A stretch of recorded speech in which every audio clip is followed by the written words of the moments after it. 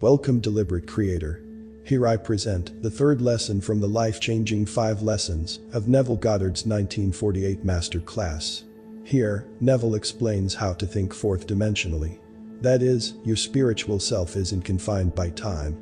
So, if you can let go of your 5 senses and trust completely in your fourth dimensional self, you will have what you want without fail. I will be uploading the complete series of this master class, so subscribe if you don't want to miss it. Now, without further ado, let's begin. There are 2 actual outlooks on the world possessed by every man, and the ancient storytellers were fully conscious of these 2 outlooks. They called the one the carnal mind and the other the mind of Christ. We recognize these 2 centers of thought in the statement, "The natural man receiveth not the things of the Spirit of God, for they are foolishness unto him. Neither can he know them, because they are spiritually discerned." Corinthians 2:14. To the natural mind, reality is confined to the instant called now. This very moment seems to contain the whole of reality, everything else is unreal. To the natural mind, the past and the future are purely imaginary. In other words, my past, when I use the natural mind, is only a memory image of things that were. And to the limited focus of the carnal or natural mind, the future does not exist. The natural mind does not believe that it could revisit the past and see it as something that is present. Something that is objective and concrete to itself, neither does it believe that the future exists. To the Christ mind, the spiritual mind, which in our language we will call the fourth dimensional focus, the past, the present, and the future of the natural mind, are a present whole. It takes in the entire array of sensory impressions that man has encountered, is encountering, and will encounter. The only reason you and I are functioning as we are today, and are not aware of the greater outlook, is simply because we are creatures of habit. And habit renders us totally blind to what otherwise we should see. But habit is not law. It acts as though it were the most compelling force in the world, yet it is not law. We can create a new approach to life. If you and I would spend a few minutes every day in withdrawing our attention from the region of sensation and concentrating it on an invisible state and remain faithful to this contemplation, feeling and sensing the reality of an invisible state, we would in time become aware of this greater world, this dimensionally larger world. The state contemplated is now a concrete reality, displaced in time. Tonight, as we turn to our Bible, you be the judge as to where you stand in your present unfoldment. Our first story for tonight is from the 5th chapter of the Gospel of Mark. In this chapter there are 3 stories told, as though they were separate experiences of the dominant characters. In the first story we are told that Jesus came upon an insane man, a naked man who lived in the cemetery and hid himself behind the tombs. This man appealed to Jesus, not to cast out the devils that bedeviled him. But Jesus said unto him, "Come out of the man, thou unclean spirit." Mark 5:8. Thus, Jesus cast out the devils that they may now destroy themselves. And we find this man, for the first time, clothed and in his right mind, and seated at the feet of the Master. We will get the psychological sense of this chapter by changing the name Jesus to that of enlightened reason, or fourth dimensional thinking. As we progress in this chapter, we are told that Jesus now comes upon the high priest whose name is Jairus. And Jairus, the high priest of the synagogue, has a child who is dying. She is 12 years old, and he appeals to Jesus to come and heal the child. Jesus consents, and as he starts toward the home of the high priest, a woman in the marketplace touched his garment. And Jesus, immediately knowing in himself that virtue had gone out of him, turned him about in the press and said, "Who touched my clothes?" Mark 5:30. The woman, who was healed of an issue of blood that she had had for 12 years, confessed that she had touched him. And he said unto her, "Daughter, thy faith hath made thee whole, go in peace." Mark 5:34. As he continues toward the home of the high priest, he is told that the child is dead, and there is no need to go to resurrect her. She is no longer asleep, but is now dead. As soon as Jesus heard the word that was spoken, he saith unto the ruler of the synagogue, "Be not afraid, only believe." Mark 5:36. And when he was come in, he saith unto them, "Why make ye this ado, and weep? The damsel is not dead, but sleepeth." Mark 5:39. With this the entire crowd mocked and laughed. But Jesus, closing the doors against the mocking crowd, took with him into the household of Jairus his disciples and the father and mother of the dead child. They entered into the room where the damsel was lying. And he took the damsel by the hand, and said unto her, Damsel, I say unto thee, arise. Mark 5:41. From this deep sleep she awoke and arose and walked, and the high priest and all the others were astonished. And he changed them straitly that no man should know it, and he commanded that something should be given her to eat. Mark 5:43. You are this very night, as you are seated here, pictured in this 5th chapter of Mark. A cemetery is for one purpose, it is simply a record of the dead. Are you living in the dead past? If you are living among the dead, your prejudices, your superstitions, and your false beliefs that you keep alive, are the tombstones behind which you hide. If you refuse to let them go, you are just as mad as the madman of the Bible who pleaded with enlightened reason not to cast them out. There is no difference. But enlightened reason is incapable of protecting prejudice and superstition against the inroads of reason. There is not a man in this world who has a prejudice, regardless of the nature of the prejudice, who can hold it up to the light of reason. Tell me you are against a certain nation, a certain race, a certain ism, a certain anything. I do not care what it is. You cannot expose that belief of yours to the light of reason and have it live. In order that it may be kept alive in your world, you must hide it from reason. You cannot analyze it in the light of reason and have it live. When this 4th dimensional focus comes and shows you a new approach to life and casts out of your own mind all these things that bedeviled you, you are then cleansed and clothed in your right mind. And you sit at the foot of understanding, called the feet of the Master. Now clothed and in your right mind, you can resurrect the dead. What dead? The child in the story is not a child. The child is your ambition, your desire, the unfulfilled dreams of your heart. This is the child housed within the mind of man. For as I have stated before, the entire drama of the Bible is a psychological one. The Bible has no reference at all to any person who ever existed or any event that ever occurred upon earth. All the stories of the Bible unfold in the minds of the individual man. In this story, Jesus is the awakened intellect of man. When your mind functions outside of the range of your present senses, when your mind is healed of all the former limitations, then you are no longer the insane man. But you are this presence personified as Jesus, the power that can resurrect the longings of the heart of man. You are now the woman with the issue of blood. What is this issue of blood? A running womb is not a productive womb. She held it for 12 years, she was incapable of conceiving.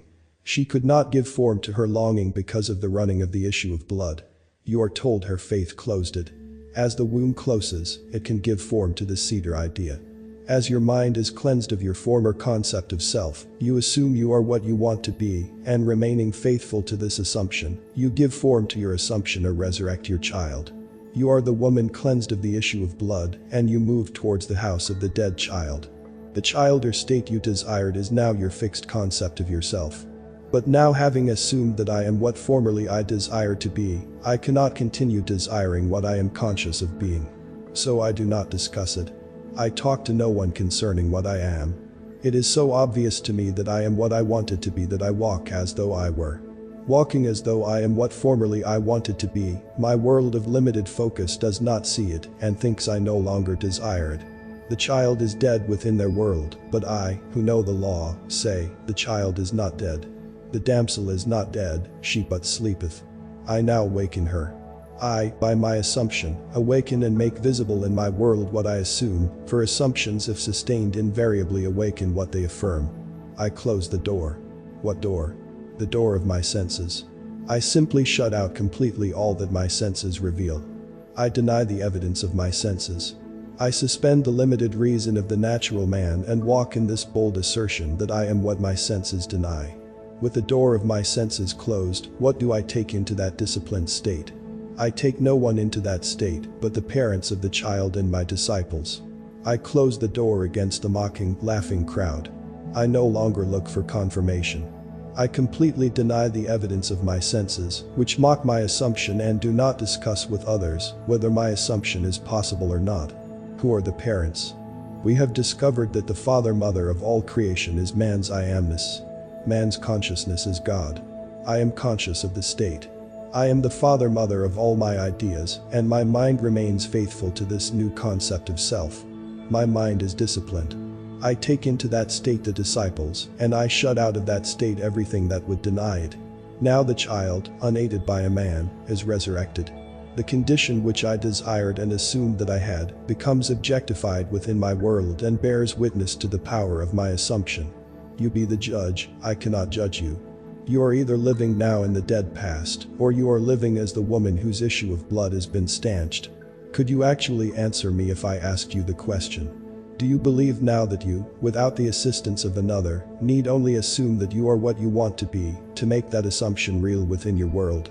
Or do you believe that you must first fulfill a certain condition imposed upon you by the past, that you must be of a certain order, or a certain something?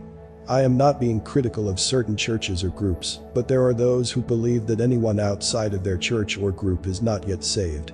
I was born a Protestant. You talk to a Protestant, there is only one Christian, a Protestant. You talk to a Catholic, why there is nothing in the world that is a Christian but a Catholic. You talk to a Jew, and the Christians are heathens, and the Jews are the chosen. You talk to a Mohammedan, Jews and Christians are the infidels. You talk to someone else, and all these are the untouchables.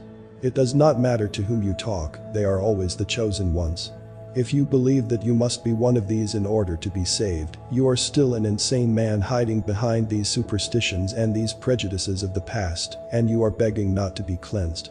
Some of you say to me, do not ask me to give up my belief in Jesus the man, or in Moses the man, or in Peter the man. When you ask me to give up my belief in these characters, you are asking too much. Leave me these beliefs because they comfort me. I can believe that they lived upon earth and still follow your psychological interpretation of their stories. I say, come out of the dead past. Come out of that cemetery and walk, knowing that you and your Father are one, and your Father, who men call God, is your own consciousness. That is the only creative law in the world. Of what are you conscious of being? Although you cannot see your objective with a limited focus of your three-dimensional mind, you are now that which you have assumed you are. Walk in that assumption and remain faithful to it. Time in this dimension of your being beats slowly, and you may not, even after you objectify your assumption, remember there was a time when this present reality was but an attitude of mind. Because of the slowness of the beat of time here, you often fail to see the relationship between your inner nature and the outer world that bears witness to it. You be the judge of the position you now occupy in this 5th chapter of Mark. Are you resurrecting the dead child? Are you still in need of having that womb of your mind closed? Is it still running and therefore cannot be fertile? Are you now the insane man living in the dead past? Only you can be the judge and answer these questions. Now we turn to a story in the 5th chapter of the Gospel of John. This will show you how beautifully the ancient storytellers told of the two distinct outlooks on this world. One, the limited three-dimensional focus, and the other, the fourth-dimensional focus. This story tells of an impotent man who is quickly healed. Jesus comes to a place called Bethesda, which by definition means the house of 5 porches. On these 5 porches are unnumbered impotent folk, lame, blind, halt, withered, and others. Tradition had it that at certain seasons of the year an angel would descend and disturb the pool which was near these 5 porches. As the angel disturbed the pool, the first one in was always healed. But only the first one, not the second. Jesus, seeing a man who was lame from his mother's womb, said to him, "Wilt thou be made whole?" John 5:6. The impotent man answered him, "Sir, I have no man, when the water is troubled, to put me into the pool, but while I am coming, another steppeth down before me." John 5:7. Jesus saith unto him, "Rise, take up thy bed, and walk." John 5:8. And immediately the man was made whole, and took up his bed, and walked, and on the same day was the Sabbath. John 5:9. You read this story and you think some strange man who possessed miraculous power suddenly said to the lame man, "Rise and walk." I cannot repeat too often that the story, even when it introduces numberless individualities, takes place within the mind of the individual man. The pool is your consciousness. The angel is an idea, called the messenger of God. Consciousness being God, when you have an idea you are entertaining an angel. The minute you are conscious of a desire, your pool has been disturbed. Desire disturbs the mind of man. To want something is to be disturbed. The very moment you have an ambition, or a clearly defined objective, the pool has been disturbed by the angel, which was the desire. You are told that the first one into the disturbed pool is always healed. My closest companions in this world, my wife and my little girl, are to me when I address them. Second, I must speak to my wife as you are. I must speak to anyone, no matter how close they are, as you are. And after that the third person, he is. There is only one person in this world with whom I can use the first person present, and that is self. I am can be said only of myself, it cannot be said of another. Therefore, when I am conscious of some desire that I want to be, but seemingly am not, the pool being disturbed, who can get into that pool before me? I alone possess the power of the first person. I am that which I want to be. Except I believe I am what I want to be, I remain as I formerly was and die in that limitation. In this story you need no man to put you into the pool as your consciousness is disturbed by desire. All you need do is to assume you are already that which formerly you wanted to be and you are in it, and no man can get in before you. What man can get in before you when you become conscious of being that which you want to be? No one can be before you when you alone possess the power to say I am. These are the two outlooks. You are now what your senses would deny. Are you bold enough to assume that you are already that which you want to be? If you dare assume you are already that which your reason and your senses now deny, then you are in the pool and, unaided by a man, you, too, will rise and take your couch and walk. You are told it happened on the Sabbath. The Sabbath is only the mystical sense of stillness, when you are unconcerned, when you are not anxious, when you are not looking for results, knowing that signs follow and do not precede. The Sabbath is the day of stillness wherein there is no working. When you are not working to make it so, you are in the Sabbath. When you are not at all concerned about the opinion of others, when you walk as though you were, you cannot raise one finger to make it so, you are in the Sabbath. I cannot be concerned as to how it will be, and still say I am conscious of being it. If I am conscious of being free, secure, healthy, and happy, I sustain these states of consciousness without effort or labor on my part. Therefore, I am in the Sabbath, and because it was the Sabbath he rose and walked. Our next story is from the 4th chapter of the Gospel of John, and it is one you have heard time and time again. Jesus comes to the well, and there is a woman called the woman of Samaria, and he said to her, Give me to drink. John 4:7. Then saith the woman of Samaria unto him, How is it that thou, being a Jew, asketh drink of me, which am a woman of Samaria? For the Jews have no dealings with the Samaritans. John 4:9. Jesus answered and said unto her, If thou knewest the gift of God, and who it is that saith to thee, Give me to drink, thou wouldest have asked of him, and he would have given thee living water. John 4:10. The woman, seeing that he has nothing with which to draw the water, and knowing the well is deep, says, Art thou greater than our father Jacob, which gave us the well, and drank thereof himself, and his children, and his cattle? John 4:12. Jesus answered and said unto her, Whosoever drinketh of this water shall thirst again, but whosoever drinketh of the water that I shall give him shall never thirst, but the water that I shall give him shall be in him a well of water springing up into everlasting life. John 4:13-14. Then he tells her all concerning herself and asks her to go and call her husband. She answered and said, I have no husband. John 4:17. Jesus said unto her, Thou hast well said, I have no husband. For thou hast had 5 husbands, and he whom thou now hast is not thy husband. John 4:17-18. The woman, knowing this to be true, goes into the marketplace and tells the other, I have met the Messiah. They ask her, How do you know you have met the Messiah? Because he told me all things that I have ever done. She replies. Here is a focus that takes in the entire past at least, and tells her now concerning the future. Continuing with the story, the disciples come to Jesus and say, Master, eat. John 4:31. But he said unto them, I have meat to eat that ye know not of. John 4:32. When they speak of a harvest in 4 months, Jesus replies, Say not ye, there are yet 4 months, and then cometh harvest. Behold, I say unto you, lift up your eyes, and look on the fields, for they are white already to harvest. John 4:35. He sees things that people wait 4 months for, or wait 4 years for. He sees them as now in a dimensionally larger world, existing now, taking place now. Let us go back to the first part of the story. The woman of Samaria is the 3-dimensional you, and Jesus at the well is the 4th-dimensional you. The argument starts between what you want to be and what reason tells you that you are. The greater you tells you that if you would dare assume you are already what you want to be, you would become it. The lesser you, with its limited focus, tells you, why you haven't a bucket, you haven't a rope, and the well is deep. How could you ever reach the depth of this state without the means to that end? You answer and say, if you only knew who asks of you to drink you would ask of him. If you only knew what in yourself is urging upon you the embodiment of the state you now seek, you would suspend your little sight and let him do it for you. Then he tells you that you have 5 husbands, and you deny it. But he knows far better than you that your 5 senses impregnate you morning, noon, and night with their limitations. They tell you what children you will bear tonight, tomorrow, and the days to come.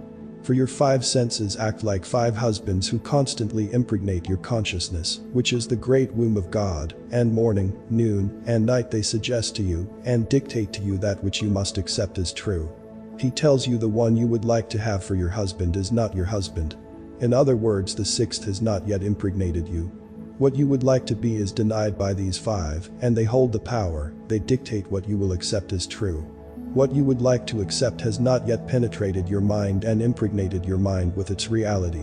He whom you call husband is really not your husband. You are not bearing his likeness. To bear his likeness is proof that you are his wife, at least you have known him intimately. You are not bearing the likeness of the 6th, you are only bearing the likeness of the 5. Then one turns to me and tells me all that I have ever known.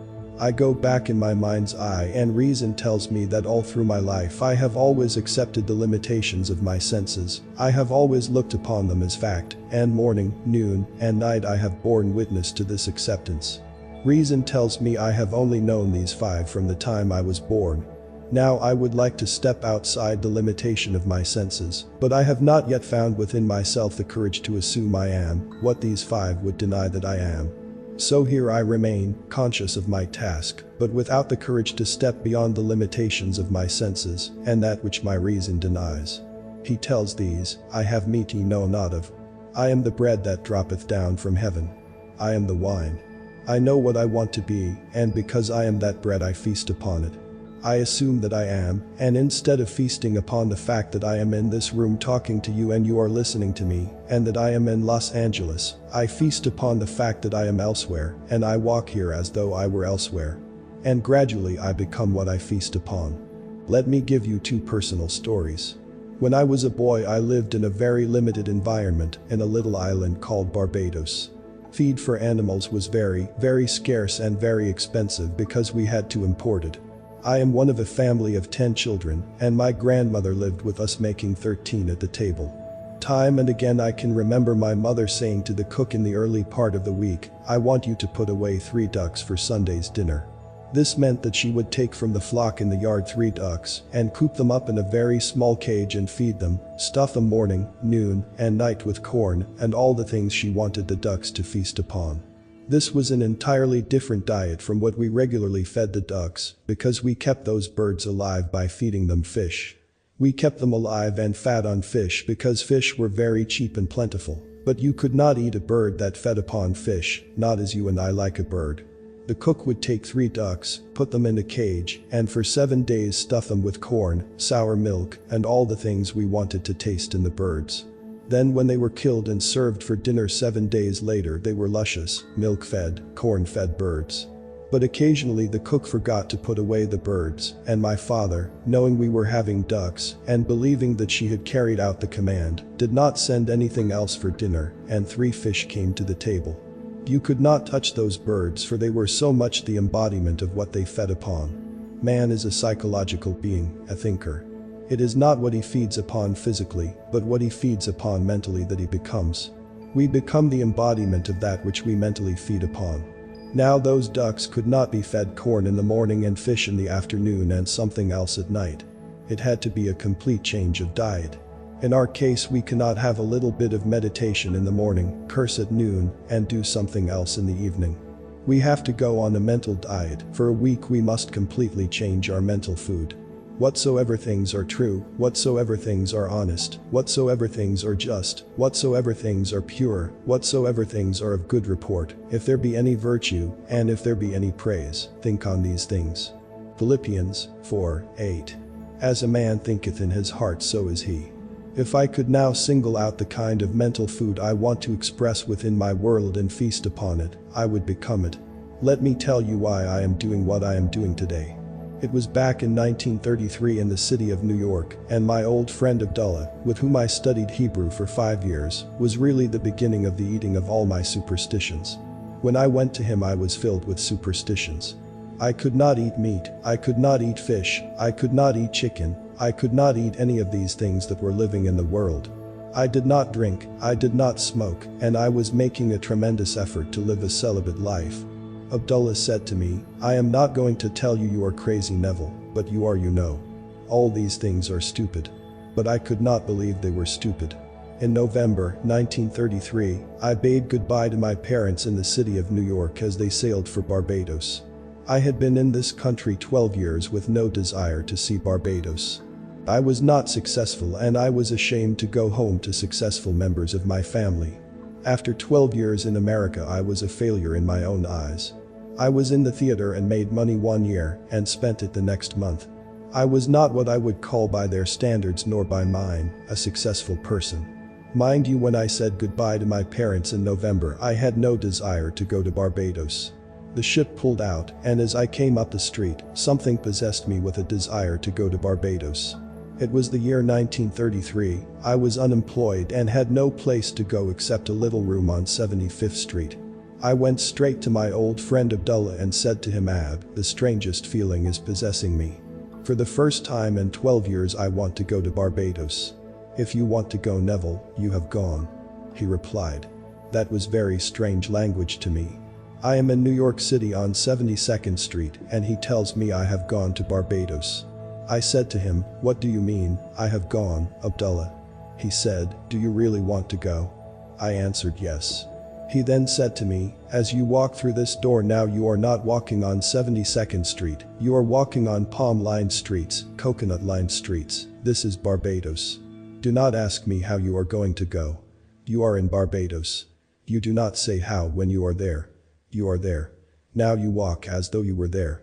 I went out of his place in a daze. I am in Barbados. I have no money, I have no job, I am not even well clothed, and yet I am in Barbados. He was not the kind of a person with whom you would argue, not Abdullah. 2 weeks later I was no nearer my goal than on the day I first told him I wanted to go to Barbados. I said to him, "Ab, I trust you implicitly, but here is one time I cannot see how it is going to work. I have not 1 penny towards my journey," I began to explain. You know what he did. He was as black as the ace of spades, my old friend Abdullah, with his turbaned head. As I sat in his living room he rose from his chair and went towards his study and slammed the door, which was not an invitation to follow him. As he went through the door he said to me, "I have said all that I have to say." On the 3rd of December I stood before Abdullah and told him again I was no nearer my trip. He repeated his statement, "You are in Barbados." The very last ship sailing for Barbados that would take me there for the reason I wanted to go, which was to be there for Christmas, sailed at noon on December 6th, the old Narissa. On the morning of December 4th, having no job, having no place to go, I slept late. When I got up there was an airmail letter from Barbados under my door. As I opened the letter a little piece of paper flickered to the floor. I picked it up and it was a draft for $50. The letter was from my brother Victor, and it read, "I am not asking you to come, Neville, this is a command. We have never had a Christmas when all the members of our family were present at the same time. This Christmas it could be done if you would come. My oldest brother Cecil left home before the youngest was born, and then we started to move away from home at different times, so never in the history of our family were we ever all together at the same time." The letter continued, "You are not working, I know there is no reason why you cannot come, so you must be here before Christmas. The enclosed $50 is to buy a few shirts or a pair of shoes you may need for the trip. You will not need tips, use the bar if you are drinking. I will meet the ship and pay all your tips and your incurred expenses. I have cabled Furnace, Y&the Company in New York City, and told them to issue you a ticket when you appear at their office. The $50 is simply to buy some little essentials. You may sign as you want aboard the ship. I will meet it and take care of all obligations." I went down to Furnace, Y&the Company with my letter and let them read it. They said, "We received the cable, Mr. Goddard, but unfortunately we have not any space left on the December 6 sailing.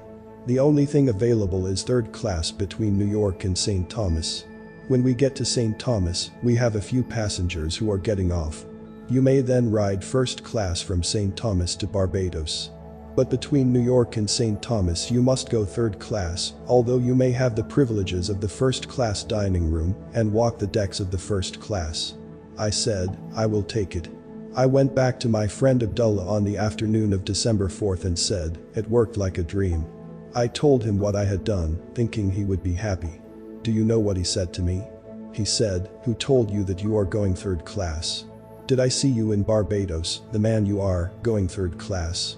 You are in Barbados, and you went there first class." I did not have one moment to see him again before I sailed on the noon of December 6th. When I reached the dock with my passport and my papers to get aboard that ship, the agent said to me, "We have good news for you, Mr. Goddard. There has been a cancellation and you are going first class." Abdullah taught me the importance of remaining faithful to an idea and not compromising. I wavered, but he remained faithful to the assumption that I was in Barbados and had traveled first class. Now back to the significance of our two Bible stories. The well is deep, and you have no bucket, you have no rope. It is 4 months to the harvest and Jesus says, "I have meat to eat ye know not of. I am the bread of heaven." Feast on the idea, become identified with the idea as though you were already that embodied state. Walk in the assumption that you are what you want to be. If you feast on that and remain faithful to that mental diet, you will crystallize it. You will become it in this world. When I came back to New York in 1934, after 3 heavenly months in Barbados, I drank, I smoked, and did everything I had not done in years.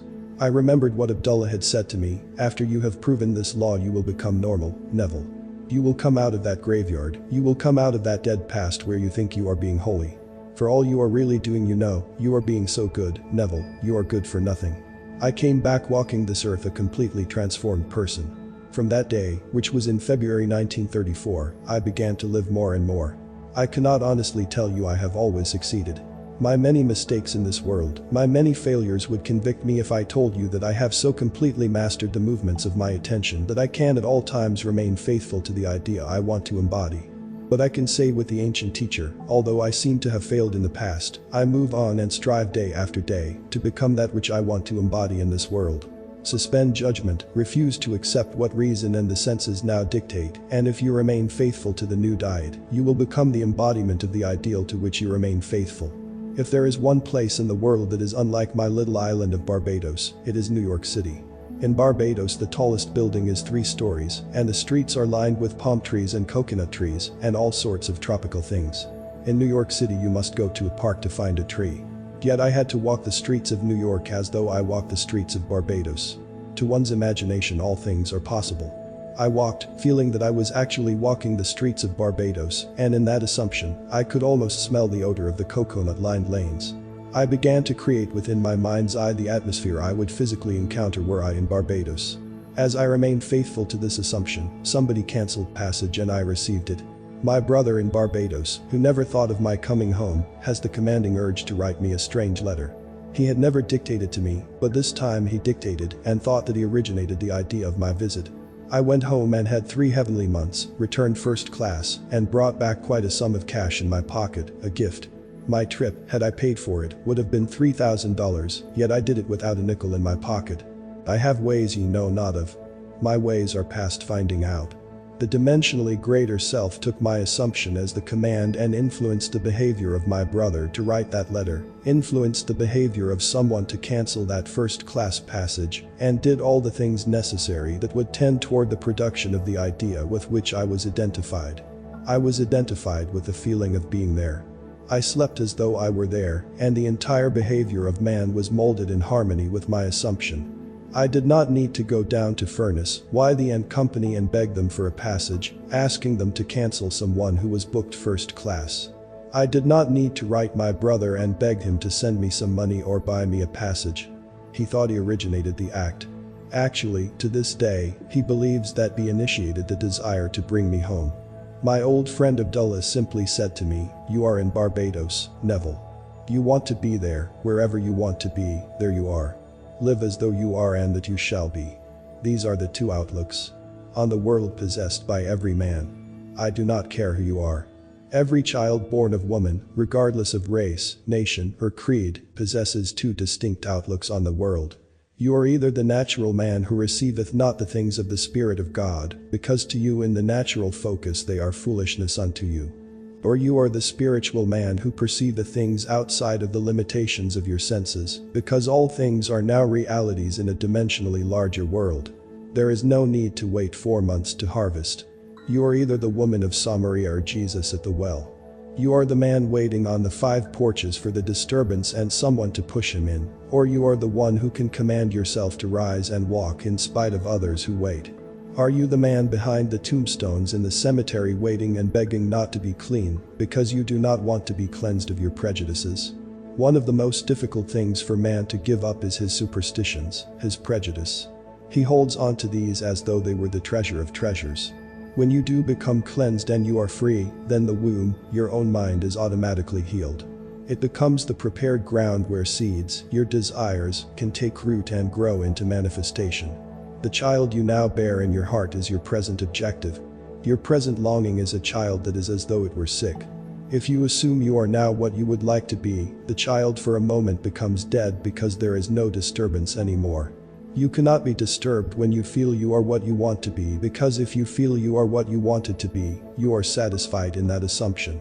To others who judge superficially you seem no longer to desire, so to them the desirer damsel is dead. They think you have lost your ambition because you no longer discuss your secret ambition.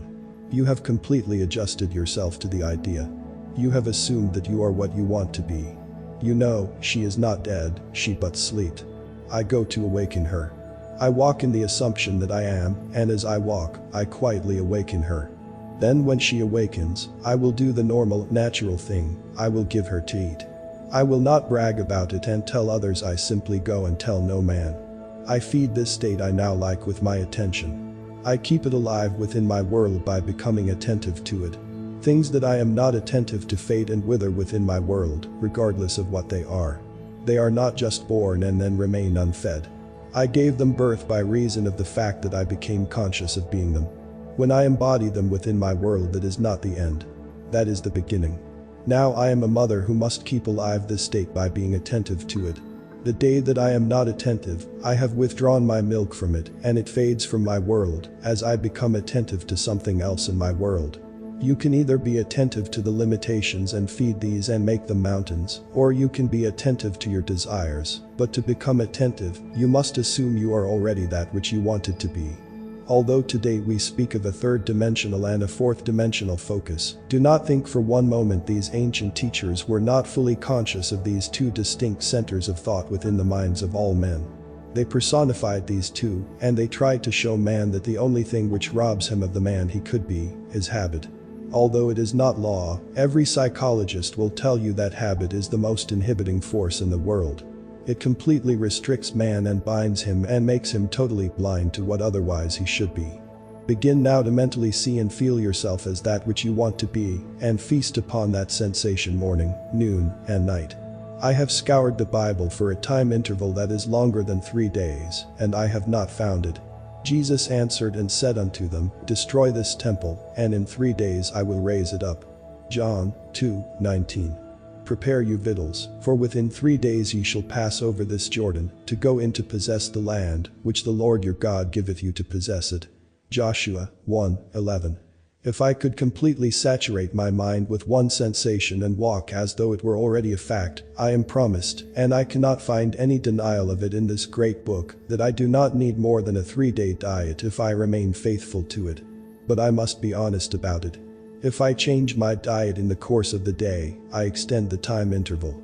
You ask me, but how do I know about the interval? You, yourself, determine the interval. We have today in our modern world a little word which confuses most of us. I know it confused me until I dug deeper. The word is action.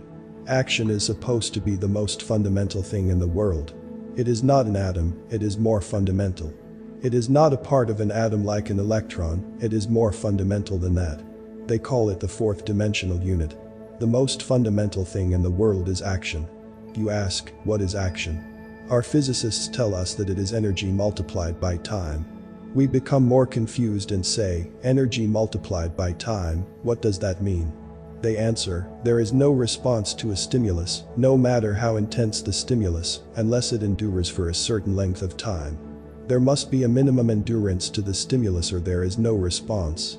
On the other hand, there is no response to time unless there is a minimum degree of intensity.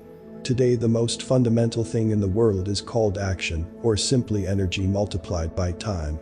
The Bible gives it as 3 days, the duration is 3 days for response in this world. If I would now assume I am what I want to be, and if I am faithful to it and walk as though I were, the very longest stretch given for its realization is 3 days. If there is something tonight that you really want in this world, then experience in imagination what you would experience in the flesh were you to realize your goal and deafen your ears, and blind your eyes to all that denies the reality of your assumption. If you do this, you would be able to tell me before I leave this city of Los Angeles that you have realized what was only a wish when you came here. It will be my joy to rejoice with you in the knowledge that the child which was seemingly dead is now alive. This damsel really was not dead, she was only asleep. You fed her in the silence because you have meat no one else knows of. You gave her food and she became a resurrected living reality within your world. Then you can share your joy with me and I can rejoice in your joy. The purpose of these lessons is to remind you of the law of your own being, the law of consciousness. You are that law. You were only unconscious of its operation. You fed and kept alive the things you did not wish to express within this world. Take my challenge and put this philosophy to the test. If it does not work, you should not use it as a comforter. If it is not true, you must completely discard it. I know it is true. You will not know it until you try either to prove or disprove it. Too many of us have joined isms, and we are afraid to put them to the test because we feel we might fail, and then, where are we? Not really wanting to know the truth concerning it, we hesitate to be bold enough to put it to the test. You say, I know it would work in some other way. I do not want to really test it. While I have not yet disproved it, I can still be comforted by it. Now do not fool yourself, do not think for 1 second be that you are wise. Prove or disprove this law. I know that if you attempt to disprove it, you will prove it, and I will be the richer for your proving it, not in dollars, not in things, but because you become the living fruit of what I believe I am teaching in this world. It is far better to have you a successful, satisfied person after 5 days of instruction than to have you go out dissatisfied. I hope you will be bold enough to challenge this instruction and either prove or disprove it. Now, before we go into the silence period, I shall briefly explain the technique again. We have 2 techniques in applying this law. Everyone here must now know exactly what he wants.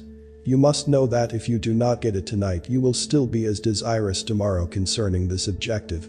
When you know exactly what you want, construct in your mind's eye a single, simple event which implies fulfillment of your desire, an event wherein self predominates.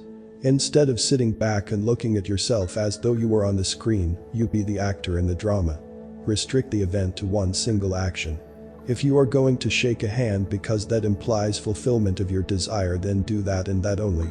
Do not shake hands and then wander off in your imagination to a dinner party or to some other place. Restrict your action to simply shaking hands and do it over and over again until that handshake takes on the solidity and the distinctness of reality.